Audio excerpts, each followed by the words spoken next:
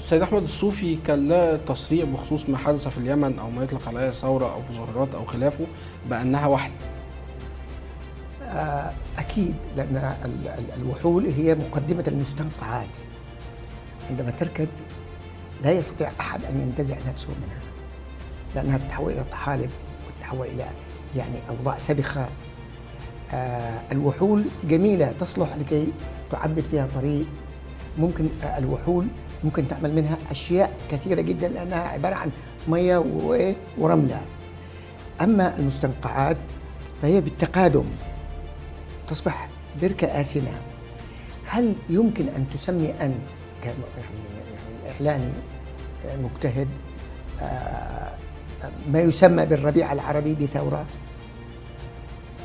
الثورات تحتاج إلى 3 عناصر، وأنت قول لي إذا كانت هذه الثورات اللي تسميها أو ما يزعم تتوفر عليها.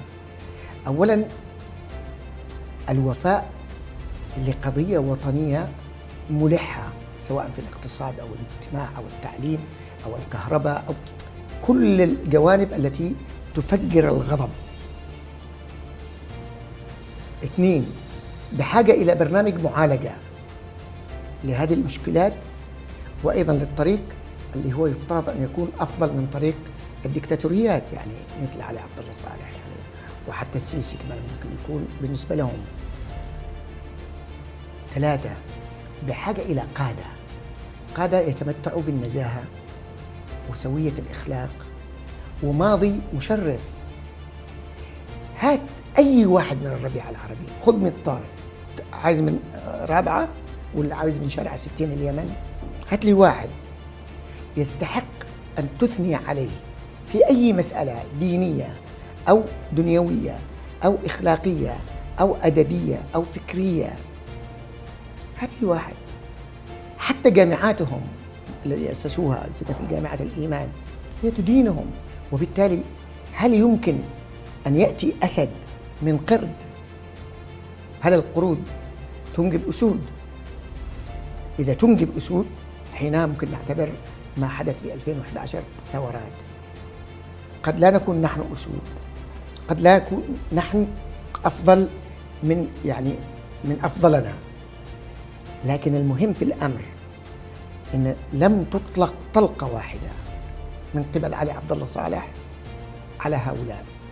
ويوم 18 انعقد اجتماع لمجلس الدفاع الأعلى، أنا كنت فيه، وخرجنا الرئيس والأخ رشاد العليمي، الدكتور رشاد العليمي اللي هو الآن رئيس المجلس، وأنا فقط، إلى مؤتمر صحفي كانت صحفيين كل الدول العالم موجودين، وأعلنت حالة طوارئ، ولكن لم تطلق رصاصة واحدة.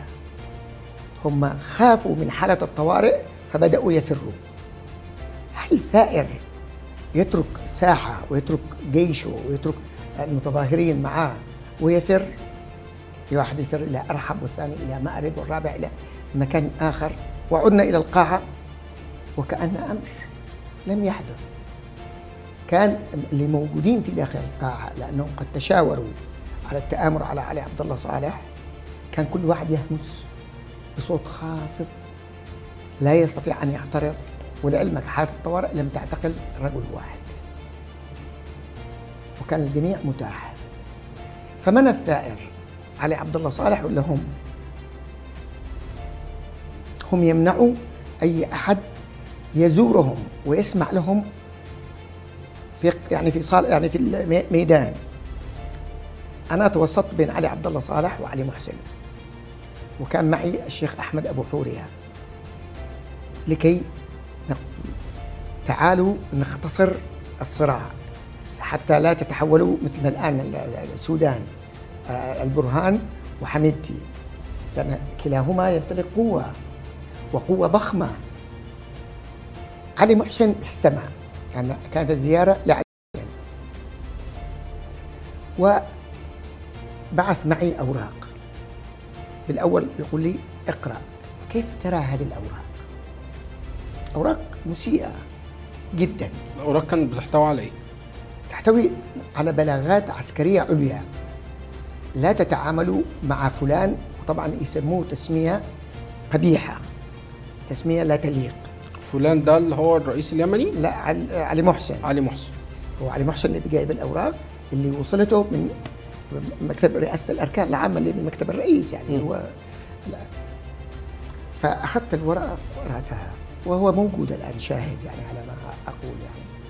قلت له افترض إنه أنا اللي كتبت هذه، أنا واحد من سكرتارية علي عبد الله صالح، أخطأت، هل بتفجروا بلد يعني مقابل ورقة وأنا عارف من اللي كتبها؟ الشخص الذي قرأت التغريدة بتاعته اليوم، التغريدة اللي جبتها لك من تلفوني، هو اللي كاتب الورقة، وطبعا يعتبر عمه، وعندما يسيء لعمه بهذه الطريقة معنى انه احنا نتكلم على مرحلة لا اخلاق داخل العيلة الواحدة. فرحت وحسمنا موضوع رواتب الفرقة، وفتحنا طريق مأرب صنعاء البترول والديزل، واتفقنا على لقاء ثاني.